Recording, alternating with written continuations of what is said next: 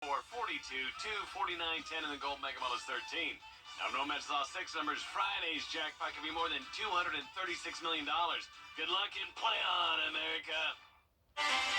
Tonight is very cold, and when you're headed out the door tomorrow morning, it will be very, very cold. We are going to be in the low 20s, some of us even into the teens with a harsh wind chill.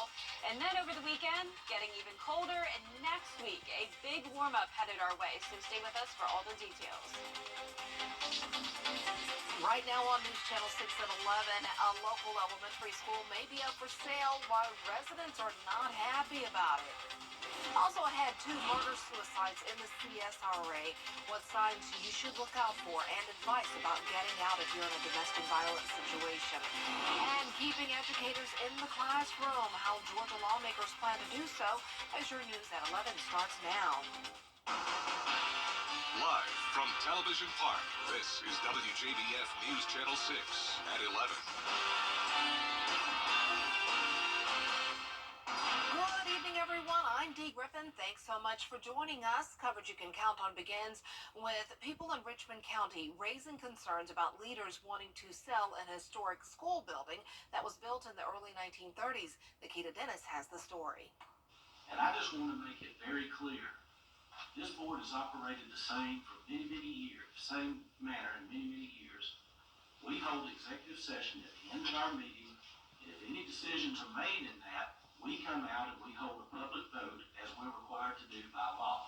Richmond County School Board member Jimmy Atkins setting the record straight about what happened at the December meeting. In December, the board took a vote to sell the historic Lamar Elementary School on Baker Avenue, across the street from the Academy of Richmond County. Some people who are against the sale say they were taken by surprise. And I didn't know that they were going to be, nor did anyone know that they would be voting on it that night other than school board members.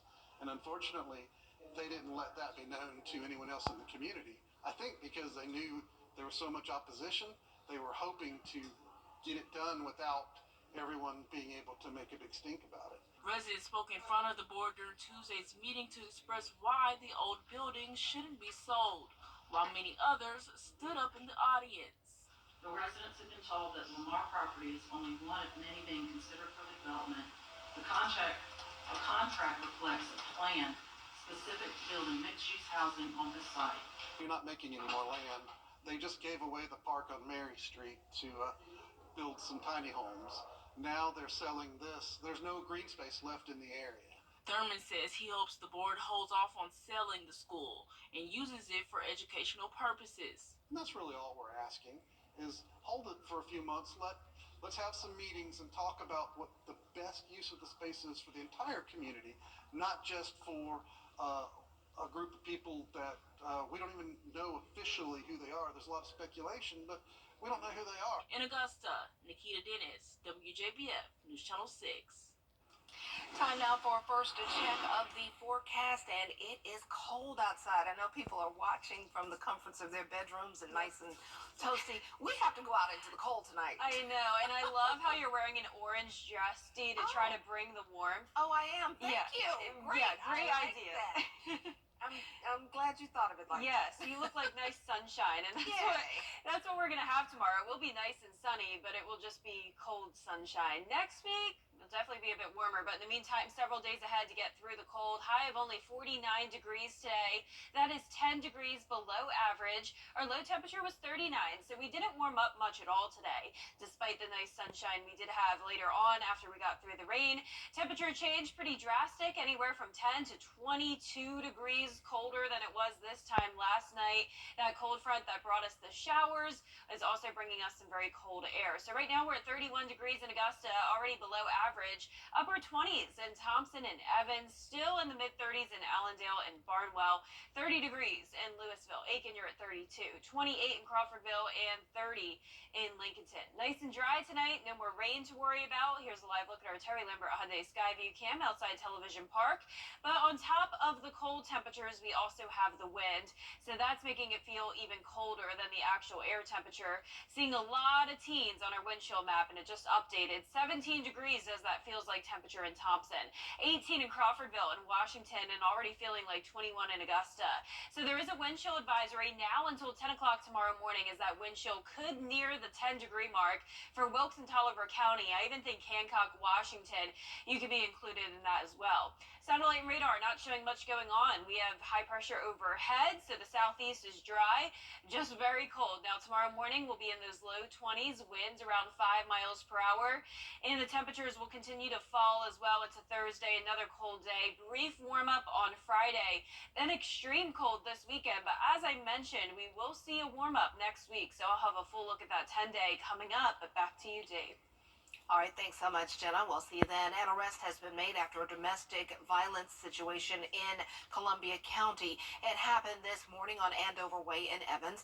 Investigators say William Ashmore made a 911 call saying he had hit his wife and was trying to kill her.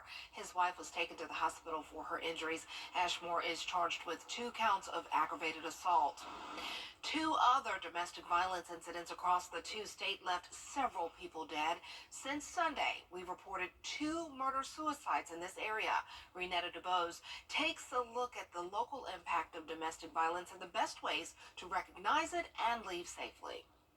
It saddens me because we work as part of Safe Homes so hard to make sure that people know that we're a resource. Those who work in domestic violence centers grappling with hard-hitting news since Sunday. Richmond County Sheriff's Office deputies responded to a murder-suicide on Holden Drive that night. The coroner later identifying those involved as 41-year-old Rebecca Williams, who was shot, and 43-year-old Michael Williams, who shot himself. Then Monday, another apparent murder-suicide at an Aiken gas station on Richland Avenue West.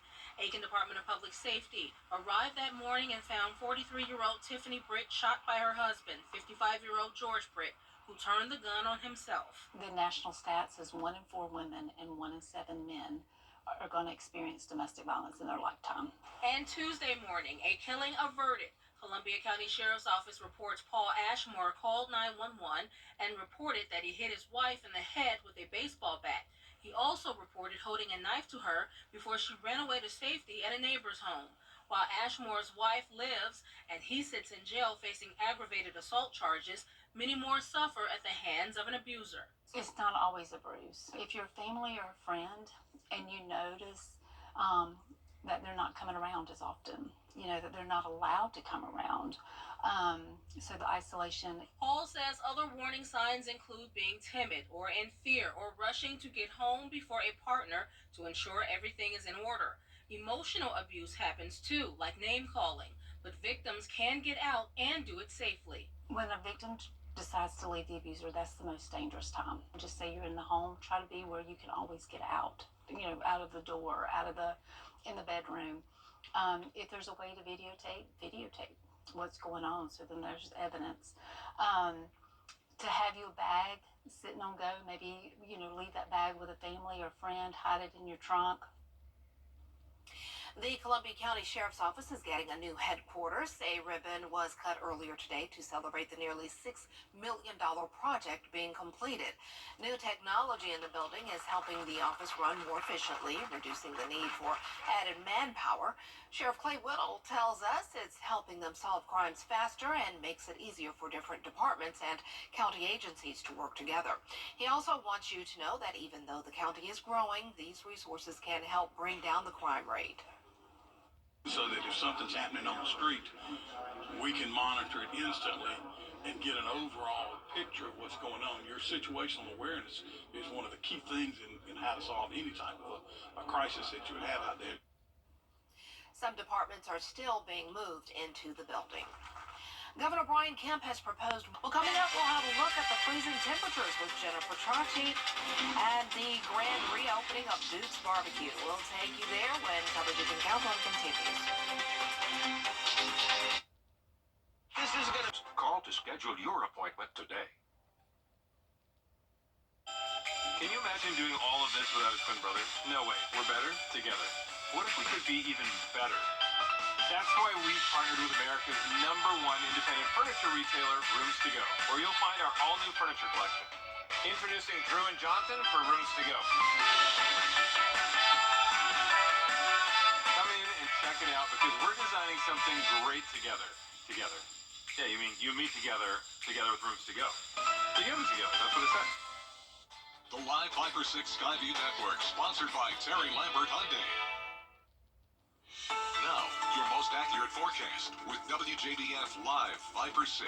Welcome back. I want to start out with a shout out to Macedonia Elementary Middle School. This was in Blackville, South Carolina. So I took a trip all the way down to Barnwell County today, and I had a great time. I spoke with the 6th graders and the pre-K classes. So thank you so much, Macedonia Elementary and Middle School, for having me. I'm definitely hoping to return again next school year. But let's get right into the forecast. It is cold. There is really no escaping the cold. All across the country, there is a freeze happening tonight through Wednesday morning, and you can already see that now on our temperature map. Seeing even -1 degree in Omaha, a lot of teens here, and we've been on the warm side of things, but even that cold is now creeping into the East Coast. 31 now in Augusta. Beautiful crescent moon, but notice that flag blowing. It's also very windy. Here's a live look at our Terry Lambert Hyundai Skyview cam over at the airport. So when we factor in the winds, it's feeling 10 degrees colder than the actual temperature, sitting at 21, as that feels like in Augusta. Northwest wind at 14 miles per hour. Satellite and radar not showing much going on. No more rain. We had a few showers today, but now the clouds are even pushing out, and high pressure is moving in. So that means it'll be a nice sunny day tomorrow. Just cold throughout the entire day. Upper 20s through mid-30s at the moment. We do have a pretty big variety of temperatures. It's definitely coldest along our western counties, 27 in Washington and Sparta, still at 36 in Barnwell and Allendale. Winds coming in from the north, anywhere from around 8 to 14 miles per hour. So that wind chill is down into the teens in our western counties, as low as 17 now in Thompson and Sparta. There is a wind chill advisory for Wilkes and Tolliver counties. Wind chill could be nearing the 10-degree mark. And here in town, we will even be down to 15 degrees. So notice the actual wind chill value around 5 degrees lower than the air temperature. Highs tomorrow, not going to be much warmer. We'll only top off around the mid-40s. So definitely time to remember your freeze safety tips. You'll want to stay warm throughout the entire day since we really aren't warming up much. But we do have some relief. Unless you like the cold, then you'll definitely be enjoying the forecast this week. But next week, for all of our warm weather lovers, we will be getting close to the 70-degree mark. Low temperatures, though, in the meantime, dipping all the way down to 16 on Sunday morning. We have issued a Viper 6 alert day for a widespread harsh wind chill. High temperatures struggling to make it to 40 degrees on Saturday, but we'll go all the way up to 60 next Tuesday. And as we go throughout the rest of the week, as I mentioned, we'll be getting close to 70. High pressure overhead, though, plenty of sunshine for tomorrow. Some clouds moving in on Thursday night ahead of our next system. This cold front will bring us some showers early Friday morning, and behind that comes the even colder temperatures this weekend. But tonight, the teens in the low 20s. Highs tomorrow only in the mid-40s. A very chilly day. The 10-day showing us warm up a bit by Friday. Lows back into the mid-30s, then going right back down into the teens once again. Only 16 degrees Sunday morning. High of only 40 on Saturday, but we are warming up a lot next week, Dee. I'm going with 69 next Friday. I think some of us could be in the 70s even. Well, I like that. Something to look forward to. Yes, exactly. Thanks so much. Well, a big announcement for the city of Aiken. Duke's Barbecue will hold its grand reopening nearly 2 years after the restaurant burned to the ground. The fire happened on June 11th, 2022, causing more than $300,000 in damages. But over the last year and a half, they have been working on a new building for the family-owned business. It includes a larger dining room, an outdoor seating area, and a new food bar for guests to enjoy. It's been 7 years in the making, not just over the last year and a half. We've been trying to get into a new building for a long time, and this is really a realization of those 7 or 8 years of trying to get a new building, all really brought into one moment. And so we're just thrilled to do this.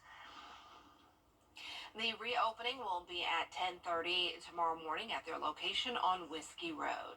Well, coming up, expanding child care tax credit. Why lawmakers say a new proposal will put money back in your wallet. But first, the winning numbers for tonight's South Carolina Lottery. Pick 3 numbers, 8, 0, 8, and the Fireball is 4, and the Pick 4 winning numbers, 5, 4, 0, 4, and the Fireball is 4. Olympus Group. 3, 2, 1. Live is entertainment's #1 talk show. We have a lively audience today. We're in the because I am not your boyfriend. The live Viper 6 Skyview Network, sponsored by Terry Lambert Hyundai. Weather headlines on News Channel 6, brought to you by Jamie Casino Injury Attorneys. A new bipartisan tax bill could put some money back in your pocket just in time for tax season. Hannah Brandt explains what has to happen next on Capitol Hill to get it passed. A breakthrough tax deal that would boost the child tax credit has advocates celebrating. Really would have significant benefits. Chuck Marr with the Center on Budget and Policy Priorities applauded the agreement announced by Democrat Senator Ron Wyden and Republican Congressman Jason Smith. He says their deal has the potential to make a big impact. 16 million children in low-income families would be made better off. Roughly 400,000. 500,000 of them would be lifted above the poverty line. Specifically, the bill would increase the child tax credit to a maximum of $2,000 per child. And Marr says that bump matters a lot for low-income families. It helps put food on the table for their children, clothes, school supplies, everything. Essential. The bill would also restore some tax cuts for businesses, including reductions for research and development costs and bigger write-offs for small business investments. In a statement, Congressman Smith said the agreement, quote, strengthens Main Street businesses, boosts our competitiveness with China, and creates jobs. Overall, the deal is estimated to cost around $80 billion, which the lawmakers plan to pay for by ending a COVID-era tax credit program that they say is a target for fraud. Senator Wyden and Congressman Smith still have work to do to get enough support to pass the deal, but Congressman Henry Cuellar says he's already on board. I still want to see the details, but I think it's a win-win for the families and it's a win-win for small businesses. The lawmakers hope to pass this bill by January 29th, which is the start of the upcoming tax filing season. In Washington, I'm Hannah Brandt. A senior official at the Federal Reserve Bank says the U.S. is within striking distance of meeting its annual inflation goal. Fed board member Christopher Waller says he's confident inflation will continue falling this year, eventually dropping to the target level of 2%. Waller pointed to the fact that inflation is slowing even as growth and hiring remain solid. He says that combination is almost as good as it gets. Last month, the Fed's policymakers predicted they would cut their rate 3 times in 2024. We'll be right back. The News Channel 6 mobile app is now even better. Download it today. Weather headlines on News Channel 6, brought to you by Jamie Casino Injury Attorneys. The Coffee Club on News Channel 6, sponsored by Honda Cars of Aiken. Now, WJBF sports coverage you can count on. Nearly 24 area high school basketball teams ranked in their respective top 10s between both states and boys and girls teams in Georgia and South Carolina. 4 of them under the same roof on Tuesday night top 10 matchups. Undefeated Thompson, number 1 in the state, Class 2A, 14-0.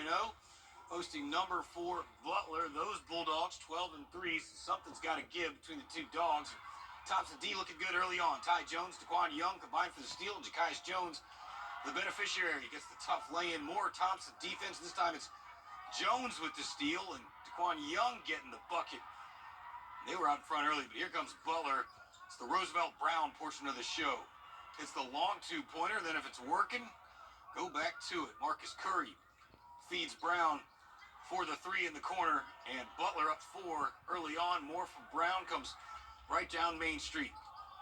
Pull-up jumper in the lane. That was good. Thompson's Coach Thomas looking on once more from his boys, and he would get it. Thompson gets back in a rhythm there. Swinging around. Eventually, Ty Jones going to go baseline here for the nice reverse lay-in. Thompson gets the win, 64-50, the final. And in the girls' game, the number 3 Thompson Bulldogs take down the number 6, Butler Lady Bulldogs, 41-35. Both of those teams, all 4 of them really expect to contend for not only the region title, but the state title as well. Georgia head coach Kirby Smart making a little visit over to Evans High School to visit with Mason Short, the 4-star offensive lineman who recently decommitted from Alabama. And, well, Smart, there he is with the Kirby Copter. 6'6", 315-pound offensive lineman from Evans has been committed to the Tide since April, but that changed when Saban retired. Holds more than 20 offers, visited Athens January 13th on a pre-planned official visit. And Ohio State, Clemson also been stopping by. Short still has a senior season left to play. South Carolina adds another transfer quarterback and former Auburn QB Robbie Ashford. In 10 games for the Tigers this past fall, passed for 2 touchdowns, rushed for 5. Spent his first 2 years of his college career at Oregon. Gamecocks also land former Florida Atlantic and Auburn offensive lineman Kamar Bell. Well, despite what you may have seen on the internet, Midland Valley head coach Earl Chapman not leaving the Mustangs. A post to Chapman's personal Facebook page stated he was resigning as the head coach Monday night, but I texted with Chapman. He says his Facebook account got hacked. He can't access it. He is not, however, leaving Midland Valley. Mustangs coming off the best season in decades, finished 12-2 and won the region championship. Other high school news, Fox Creek High School won their appeal to the South Carolina High School League to not move into Class 4A under the new realignment, so the Predators will remain in Class 3A after that new realignment had them moving up based on attendance multipliers. We will be right back. Our team today. The online pet care site Rover just released the top trending pet names for 2023. Turns out pet lovers love their beer and cocktails. The most common names include Stella Artois. I can never say it right. Stella Artois, and Heineken. Names like Porter, Stout, and Guinness are starting to trend downward. One other beverage to note, White Claw jumped up nearly 300%. Who names a dog White Claw? Oh my goodness. Most popular food names include green bean, Cheerios, and Pop-Tart. Wow, not what I would expect. I would like Stella, not Stella. Just drop the Artois. Yeah. Well, it's going to be really cold tonight, low at 20, high of only 46 tomorrow, then even colder this weekend with an alert day Sunday. Bundle up in the morning. That's our time for now. Thanks so much for joining us. Don't forget to wake up with Barkley, Mary, and John Lynn at 4:30 a.m. News Nation.